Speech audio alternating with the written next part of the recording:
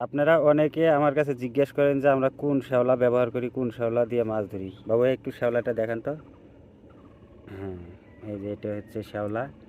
এটা খালে বিলে বা নদীতেও অনেক সময় হয়। এই পানি যখন কম ধরে তখন নদীতেও হয়। এই শ্যাওলাটা বড়শি কীভাবে গাড়বো ভাই একটু দেখেন তো। এই যে এইভাবে নিয়ে হুম, এইভাবে এই যে দড়ির মতো করে নেবেন, এইভাবে ধরবেন।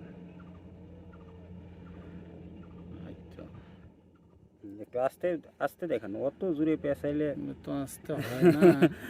অত জোরে ইয়ে করলে লোকজন দেখে বুঝতে পারবে না। আপনি একটু আস্তে আস্তে দেখান। তারপরে এটা উল্টা পেঁয়াজ দিয়ে এরকম করে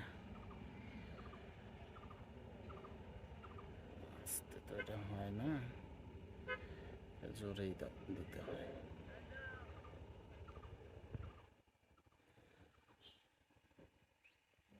এখন পানিতে ভিজালি হয়ে যাবে। এটা হয়ে গেছে হচ্ছে টোপ বাউশ পানিতে মাছের। দিলে আরো সুন্দর দাঁড়ান হবে। দাঁড়ান দাঁড়ান, টান দিন না। বাউশ মাছের জন্য আদর্শ টোপ হয়ে গেছে এটা। খালি মাছের সামনে পড়লে ঠাস। ঠিক আছে, ধন্যবাদ।